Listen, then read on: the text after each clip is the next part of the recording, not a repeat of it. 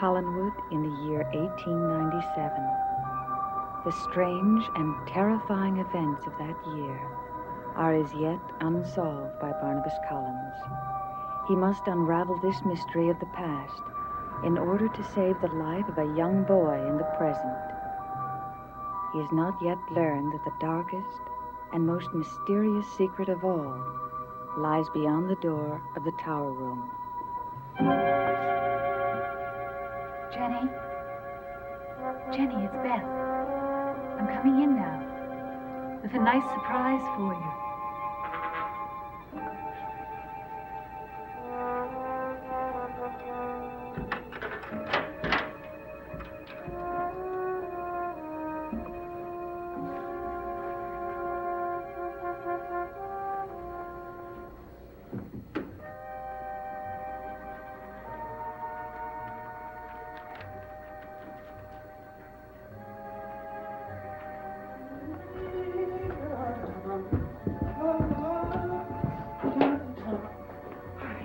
Rachel said you wanted to see me? Yes. Go and get your brothers and tell them to come downstairs. I want to see them immediately. What for? Just do as I say. Oh, just a moment, dear sister. Don't you go telling me what to do. You don't run this house. I do now. What are you talking about? From this night on, Carl, I am mistress of Collinwood. And to use one of your trite expressions, don't you ever forget it. We have two jokers in the family now, huh? This is not a joke. Well, of course it is. Nobody's found the will. I have. And I've read it from beginning to end. Now go and get your brothers. I'm anxious to read you all your obituaries.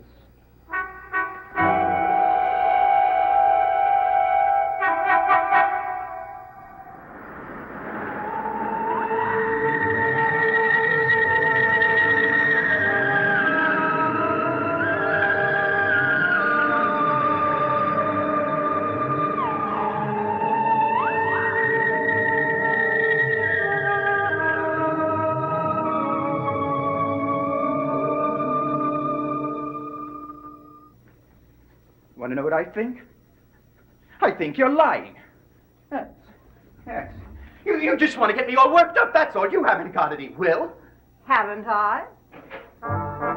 Let me see it. No, Carl. Judith, let me look at it. I want to see it. Carl, you'll have to be satisfied with my reading it to you.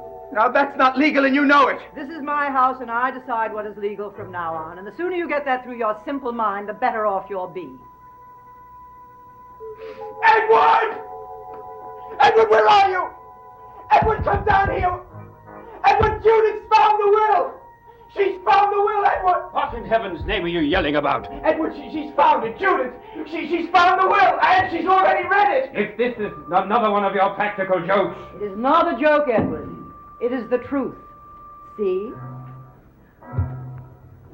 Where did you find it? In Grandmother's room. Now go and find Quentin and tell him I want to see him down here immediately. Are you ordering me? Yes, I am. Go and get him yourself. Oh, I would, dear brother. But as Carl has said, I've already read the will. So I advise you to get him without further delay.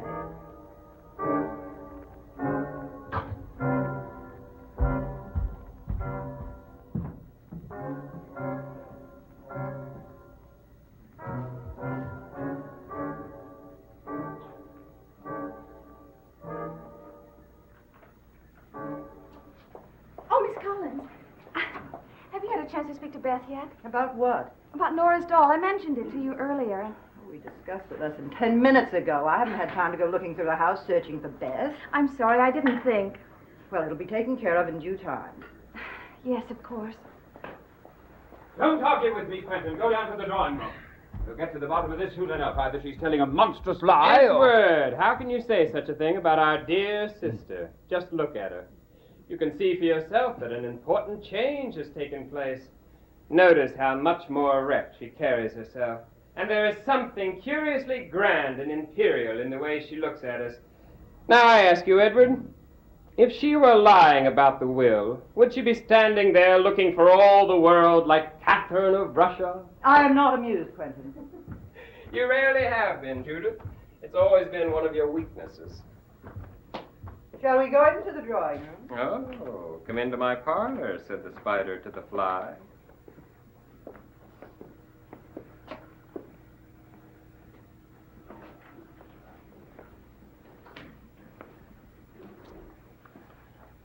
I would like to see this so-called will you found. Here it is. I want to look at it. No one will look at it until the proper time. You've read it, haven't you? Yes. Well, it's unfair of you to withhold it from the rest of the family. I want it all to be done legally. Mr. Hanley must be here for the reading, and the children, Edwin. They're mentioned frequently in the will.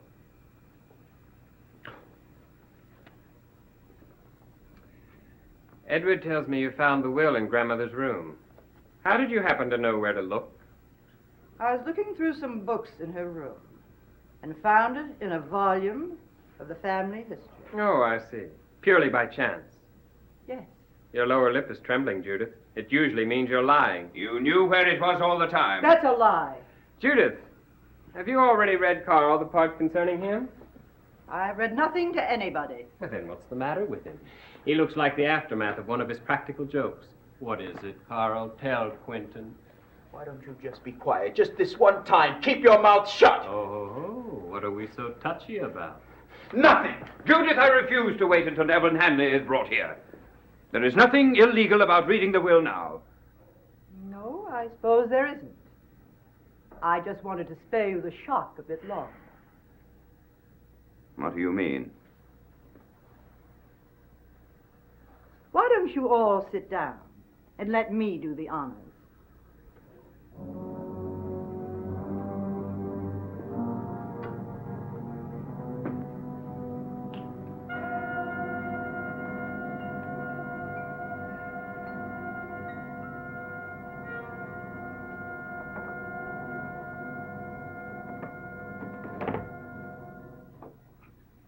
Brace yourself, brothers.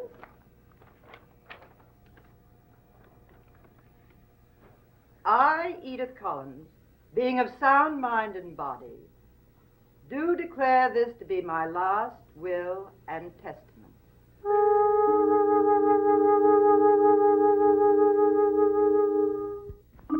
And being fully cognizant of the difficulties of settling our family's problems, have decided that the foregoing shall constitute my final instructions and must be executed to the letter in order that the proper division of the Collins estate shall accrue to the future generations. Signed, Edith Collins, dated the 1st day of March, 1897.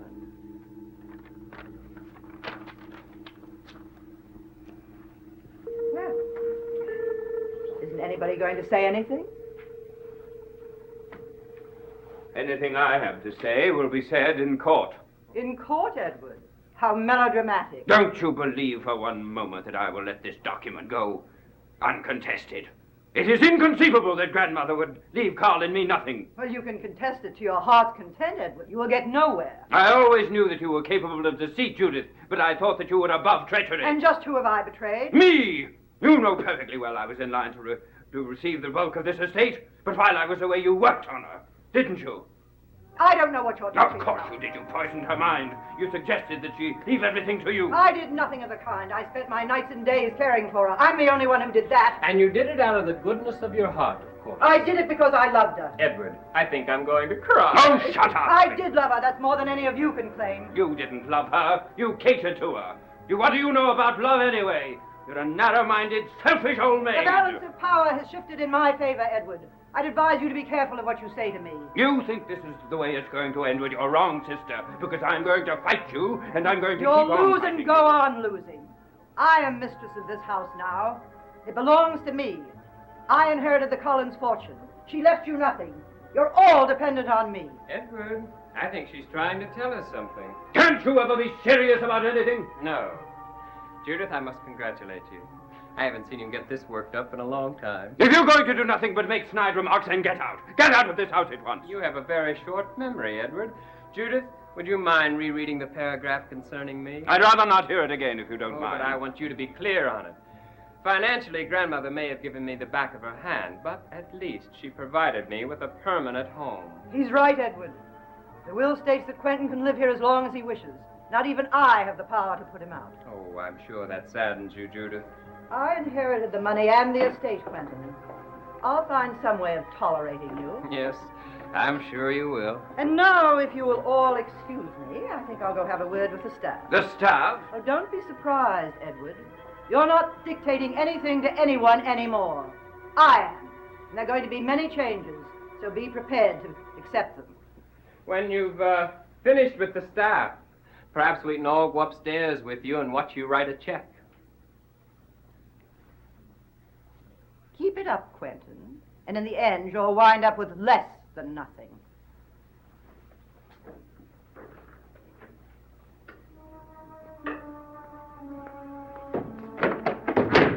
How far do you think anger's going to get you? He isn't going to get away with it. I'll think of something.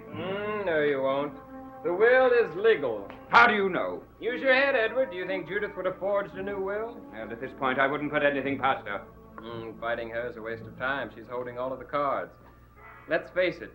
For her own good, we must find some way of accommodating her. I will never do that. Suit yourself. I just can't believe it. Well, well, well. Our brother's back with us. Speak up, Carl. Say something to cheer us all up. I never thought Grandmother hated me that much. She didn't hate you. She just didn't trust you. Or me, or Edward. That isn't true. She trusted me implicitly. Under the circumstances, you'd have a hard time proving that in the courtroom. What are we going to do? I mean, we have nothing, all of us. We just might as well be paupers. What are we going to do? That's a good question. Why don't we all put our heads together and decide on a course of action? I'll leave you and Carl to amuse yourselves. I'm going to bed. Wait, Edward. There is one way that you could get out of it, you know. And what is that? If anything were to happen to Judith, Jameson is next in line for all of the money, isn't he? Are you suggesting that I kill my own sister? I offered as one possible solution. It is one that I am not capable of resorting to. Though I believe you are. Oh, no. Not in this case. You see, I would have nothing to gain. No, Edward. Now that I'm firmly in residence here, I shall devote myself to a life of pleasure, with the available ladies in the house.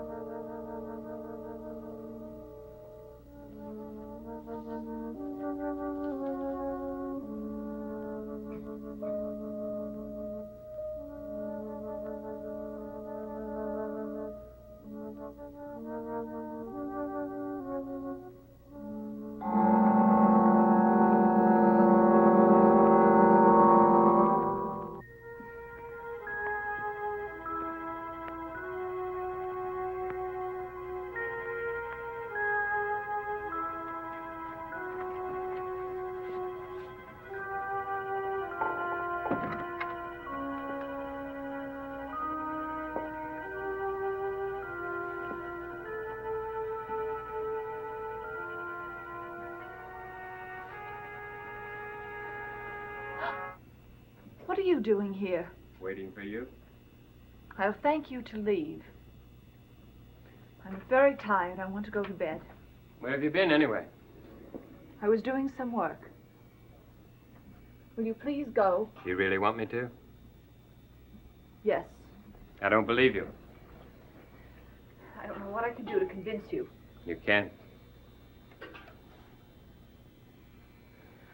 Beth, I've been waiting for a long time. And so have you. It's time we stopped playing games with each other. I don't know what you mean. You know, we've always been attracted to each other. I wish you would speak for yourself and not for me. And I wish you'd stop fighting it. I'm not fighting anything. Please leave me alone. I think I've been rather patient and understanding, Beth. But my patience is beginning to run out. Is that supposed to be an ultimatum? Interpret it any way you like. You really try very hard to be detestable, don't you? I know you as well as I know myself. And I know what we both want.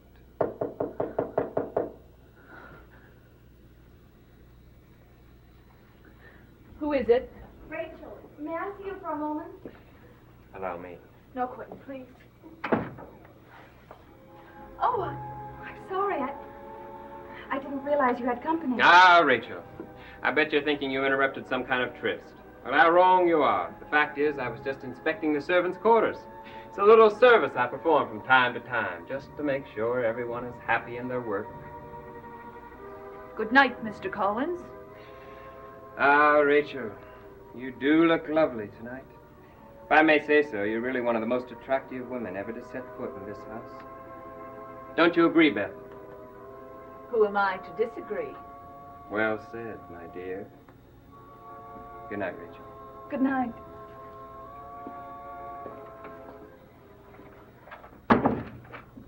Beth, I'm sorry. It's all right.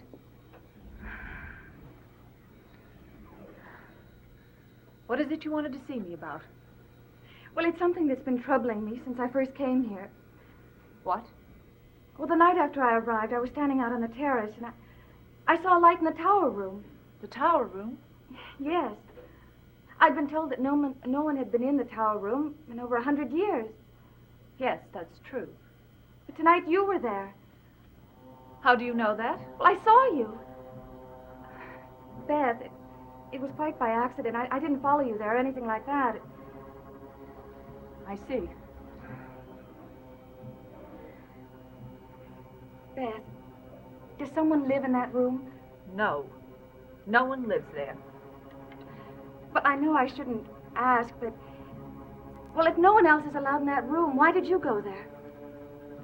I told you earlier that your curiosity would get you into trouble. Yes, I know, but... There's something about this house that's beginning to disturb me, and... Forget about the tower room. I was there only because a few days ago, Mr. Collins decided to make a storage room out of it. When you saw me, I was just finishing putting some linens into a trunk.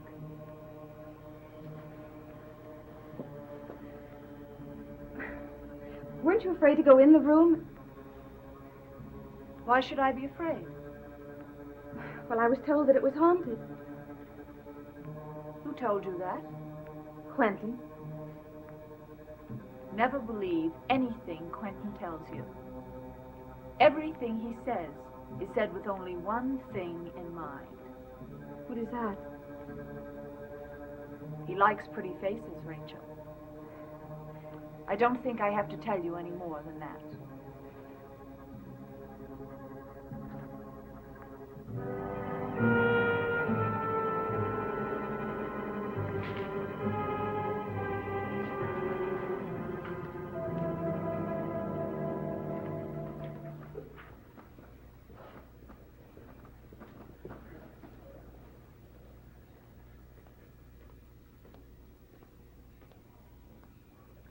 Is this to be a feature of the new regime? To be roused by a servant in the middle of the night? I have made a decision. Congratulations. I thought I should inform you of it. And is it so earth-shattering that it couldn't wait until morning? I have decided to move into Grandmother's room. I think it's only fitting and proper. And you had me roused out of a sound sleep to tell me that? But you'd want to know about it. How very considerate of you. Do you approve or not? Well, it is such a weighty matter. I would like to go back upstairs and sleep on it. May I? By all means. But don't be too upset with me, Edward. This is all so new to me. I can't resist making the most of it. You're doing splendidly, sister. Just splendidly.